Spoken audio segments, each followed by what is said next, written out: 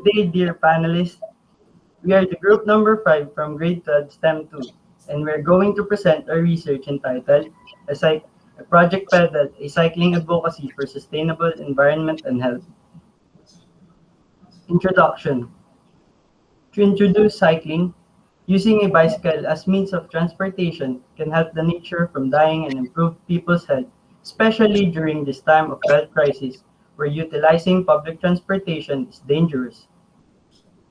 According to Mayer, using a bicycle for traveling to work lessens at least 1,500 kilograms of annual greenhouse gases production. As stated by Arthur Brennan, persons who are doing physical activities such as cycling have much higher well-being score than the inactive individuals, for it burns an estimated of 400 to 1,000 calories every hour. That also varies on many circumstances that is considered as a good physical exercise for weight loss. In addition, coronavirus COVID-19 created a barrier between the commuters and the public transportation, resulting in people to stick on cycling as an alternative transportation to be more convenient and safe. This is according to Silbisky. As claimed by Cox and Oliver, cycling may help people to meet the approved and physical activity guidelines, enhance their physical and mental health, and also their well-being. At the same time, reducing the risk of premature death and ill health. A study states that it is easier to practice cycling as a daily mode of transport since it also generates zero air pollution. The objective of this study is to advocate cycling for sustainable environment and health of the residents of Malolos, Bulacan. This study aims to determine the effects of cycling, for it is important as it signifies the motivation for this advocacy. To support the objective of the study, Krizek stated on his 2012 study that this advocacy is to attract the attention of the residents to the cycling's natural advantages, its function in progressing city livability, and in advancing human well-being. This research advocates the community, particularly the public officials, to initiate and implement the said study in their places. Advocating cycling may help the society to live a better life, for it may help places to create a healthy environment to live in and harmless for the citizens' health. To add up, Wilson Powell believed that through cycling, we can minimize the pollution and have a vigorous way of life. Conceptual framework. The cycling advocacy is divided into two variables. On the left side is the environmental factors. The aspect that bicycle is a non-fuel vehicle contributes to the fact of having a better air quality. Minimization of automobiles is lessening the road congestion. Contrastingly, greater emission of carbon dioxide is released by the cyclist respiratory system that adds up to the pollutants. On the right side, you will see the health factors. First, the advantages. Riding a bicycle makes an individual physically active, healthy physique and body weight that can serve as a daily routine exercises, which makes an individual sweat more and improve their muscles into a compact and ideal figure. Averting diseases like swelling of joints and body aches, which incorporates to individuals' thinking that covers the cognitive development. Lastly, that, that someone is naturally healthy will have the higher chance of living a longer life. On the other hand, risk that is unpreventable in an individual like pollution, exposure, and accidents. However, bicycle traffic is more likely to happen, but can be resolved with a proper protocol and bike lanes. The factors that have been mentioned maintains the equilibrium of advocating this study. For the operational framework, this study will raise on cycling advocacy as its input. Afterwards, an interview among the residents of Malolos, Bulacan will be conducted, which will be the process. And lastly, to show the validity and importance of this study, an advertisement video about cycling will be the output which may serve as the first step on promoting cycling in the community. Statement of the problem. The study seeks to find answers to the following listing problems. First, how can the cycling advocacy create a change in the environment? Second, what are the benefits of cycling to the health of the residents? And third, does cycling significantly affect the environment and health? Significance of the study. This study is deemed significant to the following. First up, the residents. It is to ensure their safety by maintaining a sustainable environment and health through cycling. Bike manufacturers. Bike manufacturers can create a good quality bicycle but affordable at the same time. Government officials. They are significant for their approval of the implementation of cycling in a certain city or municipality. Department of Public Works and Highways by giving importance, improving the projects connected to cycling, and making a move about it. Department of Environment and Natural Resources. This is for them to also promote the positive and sustainable results of cycling to the environment. Department of Health. This advocacy may help the DOH to raise an awareness of having a physically healthy and fit body. The since cycling is one of the best exercises. Last but not the least, the future researchers. This will assist them in their future studies about advocating cycling. Methodology. Research method. This study was about proposing a cycling advocacy in Malolos, Bulacan. The descriptive and correlation research method was used in the study in order to gain accurate information and to determine the relationship between the variables. Both quantitative and qualitative designs were used by the researchers in gathering the data needed for the study. For gathering the numerical data, the researchers have used quantitative design. As stated by Bandari, it is very well used in the natural and social sciences, and through this, the researchers can have an overall summary regarding the study. Paul Fish stated that qualitative design was also used in gathering non-numerical data. It can gather information about the understanding of the respondents regarding the topic and the reason behind it. With both of these designs, the researchers can gain a complete understanding and the needed data for every aspect in the study.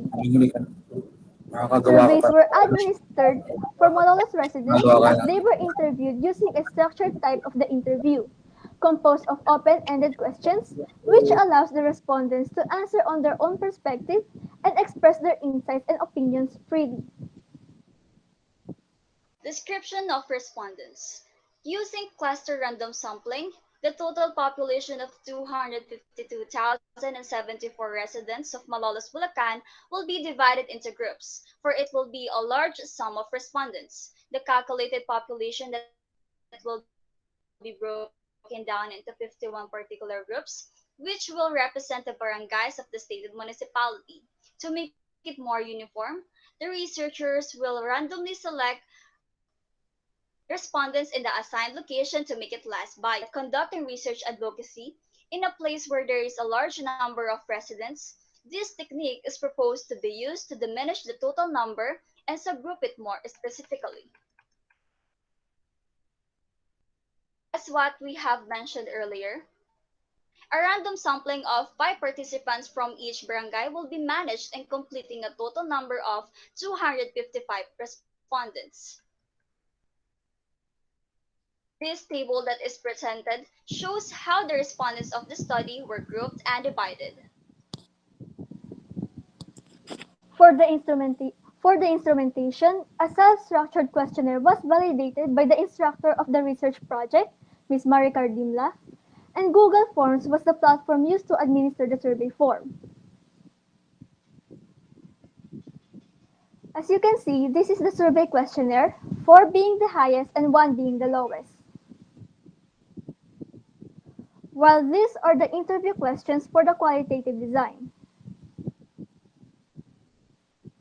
For the data gathering procedure, firstly, we seek for the approval of the school principal, then the availability of the residents, followed by the administration of the survey questionnaires.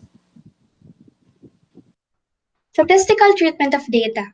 The data gathered from the respondents were interpreted through percentage and weighted mean. The percentage was used to determine the belonging barangay of the respondents, while the weighted mean was used to determine the subjective feeling of the respondents pertaining to the questions raised in item number 3 of the questionnaire. Result and discussion. The data were analyzed and the following findings were formulated in accordance with the specific given questions under the statement of the problem. Based from the findings for problem number 1, the researchers concluded that majority of the residents strongly agreed that bicycle can be an alternative transportation to avoid traffic. It is also to lessen the release of carbon emission which causes the pollution. Majority of them are eager to support organizations regarding the advocacy. In the case of problem number 2, majority of the residents believe that cycling could help them achieve a healthier body as they improve their well-being through having cycling as a source of exercise. To support problem number 2, it has been related to COVID-19 pandemic wherein it was concluded from the findings that majority of the residents agreed that cycling can be a good source of exercise and transportation at the same time as the current state experiences a worldwide pandemic. For the problem number 3, which has the question, how does cycling significantly affect the environment and health? The weighted mean ranges from 3.51 to 4.0 level, whereas the equivalent interpretation for the said average mean is strongly agreed. Thus, the null hypothesis will be rejected. Therefore, cycling has a significant relationship with the health and environment. The table on the left side shows the basis of interpretation for the average mean, while the table on the right side shows the interpreted weighted mean for the questions acquainted for the SOP3. The responses from the interview questions were then encoded, and the researchers analyzed and generalized the responses. As we can all see, the table 1 shows the responses from the interview question, which pertains to thoughts of the respondents on the health and environmental benefits of cycling. This is table number 2 that shows the course of action of the respondents on implementing cycling. Lastly, this is table number 3, which shows the perception of the respondents on cycling as a good step towards the world we are yearning for. To summarize it all, this research was conducted with the purpose of promoting cycling to the residents of Malolos, Bulacan. The descriptive and correlation research method was used in the study with a total of 343 residents as the respondents. It was used to collect data regarding the geographical profile of the respondents, such as their respective barangay in Malolos, Bulacan. This instrument was significant in disclosing the insights of the residents with the promotion of cycling in their area. To support our conducted study further, here is a video presentation of cycling from the YouTube channel of Al Jazeera English.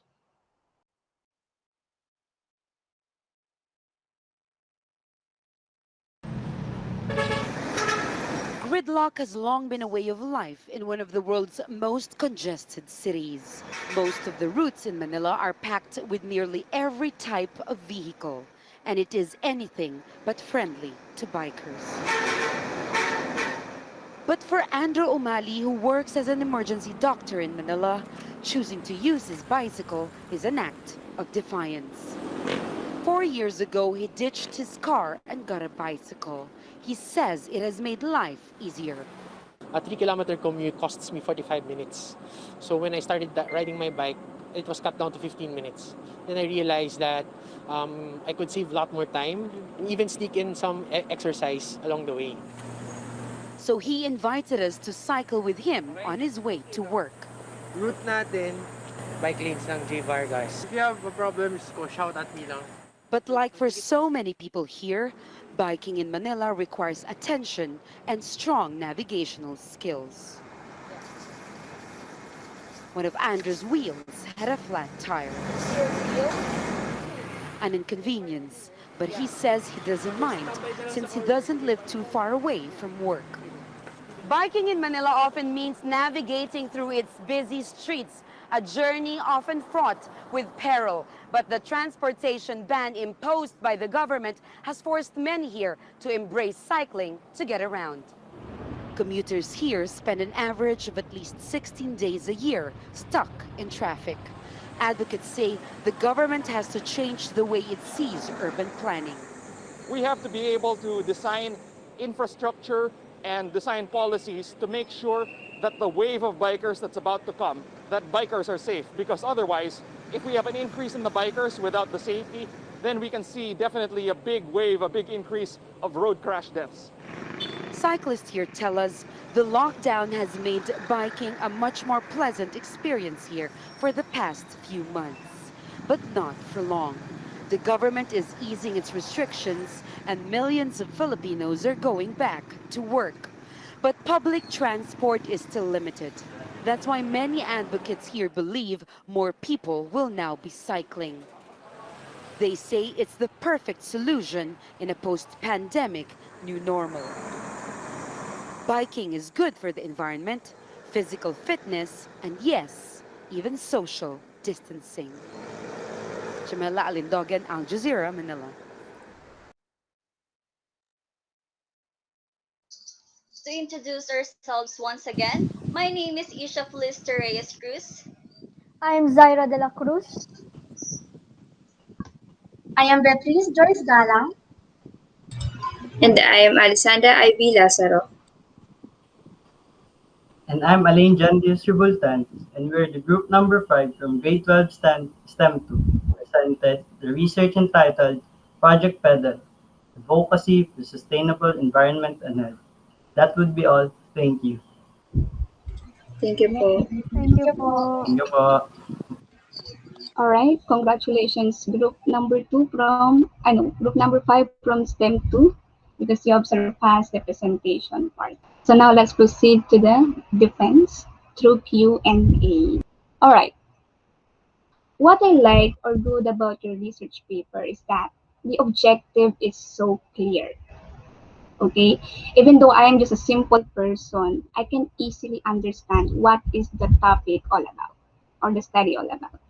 Okay, and another thing, you have a well interpreted data. Okay, and I also observe the effort in gathering your data. Why? Because your respondents are not mere students. Okay? Nagdalugad kasi kayo ng mga respondents from the barangays. Ilang barangay yun? And you also observe the IATF protocols by utilizing the Google Forms. Okay? At the same time, what unique about your study, it is output-based. Okay? We are aware about the benefits of cycling, right? Rich people or fortunate people use bicycle as somehow their leisure, part of their leisure. And ordinary people use this as their transportation to go to work. But did you know what, guys? Your study is also political in nature. Do you believe in me? Sige, I want to hear everyone's answer. It's a matter of yes and no. Okay? Do you believe that your study is also political?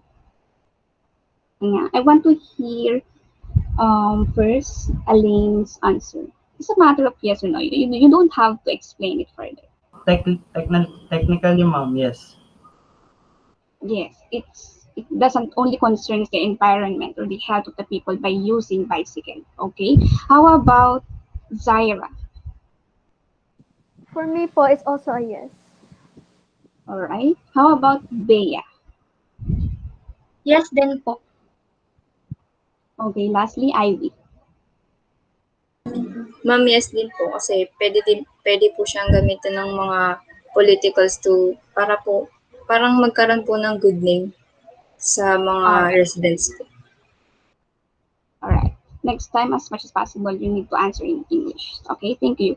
So, with that answer, group number 5, I challenge you to submit this study to your SK or local government unit. Okay? So, Can I butt in, ma'am? yes, ma'am. Yes, sir. Actually, if I'm not mistaken, and I remember, Senator Pia Cayetano introduce yung advocacy na yan, yung biking. If I'm not mistaken. Ewan ko kung naalala. Yes, sir. Kasi I yung also, Senator Pia Cayetano yung pagbabike talaga. Kaya naalala ko. Kaya ginamit talaga yan as sa politika talaga. During the time, nagka-campaign siya. Yun lang. yes. Lang. Thank you, sir. So now, group number 5. In your own perception, as this is a follow-up question, okay, to my question a while back. Sige nga, provide some possession or belongingness of someone who is already financially stable. Sige nga, enumerate kayo. ng possession na masasabi natin well-established na or stable na financially? Sige, Leader Elaine. Para masabing isang stable ka ng tao financially, ano yung pwede mo, ano na yung possession mo? Firstly, ma'am, financially stable, you own a specific property. Property, yes. How about Felicity? Yun sa amin po, if financially stable po, I think we have um meron po kaming like house, and House. meron po kaming sarili pong Okay. bahay, and So we you're have a ikaw car. shelter. All right. How about you, Zaira? Thank you for that. Yes, ma'am. I think that being financially stable nowadays is someone who owns a motor vehicle Yes, like motor vehicle. vehicles like car. Exactly. Exactly. Because we have this, thinking now whenever someone owns a car, she or he's already rich or financially stable. You know what? In Finland, one of the most stable countries, okay, bibihira lang ang mga car owners. Why? Because they support public transport, which is also part of your advocacy to consider bicycles, okay, as public transport. Okay, all right. Group number 5. This is my last question because paper-wise, your paper is already okay to me. Okay, would you provide future dilemma that we might encounter after pandemic? Ma'am, Yes, Leader Aline. more bike lanes can be observed, ma'am, on our national More bikes. roads. Okay, when we say dilemma is a problem. Okay, thank you for that, Leader Aline. How about, yes, Ivy, you're raising your hand. We can observe a bike traffic since after the pandemic, all things will be back to normal. So that means that a lot of people will be going outside. Okay, how about you, Zaira? For future Okay, Bea dilemma, si Bea muna po ba? Yeah. Okay. Future dilemma. Sino po ba muna? Si Zaira po. Si Bea muna. So sorry, si Bea.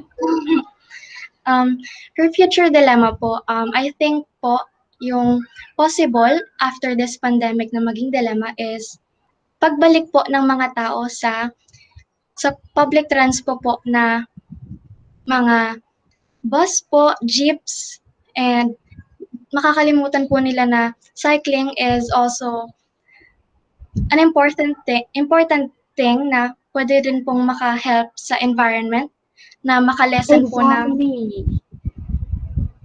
Exactly. That's the answer that I've been looking for. Yes, sooner or later, our main problem naman is about something to do with the environment issues. Okay? That is why your topic is very relevant. So congratulations, group number 5. Congrats.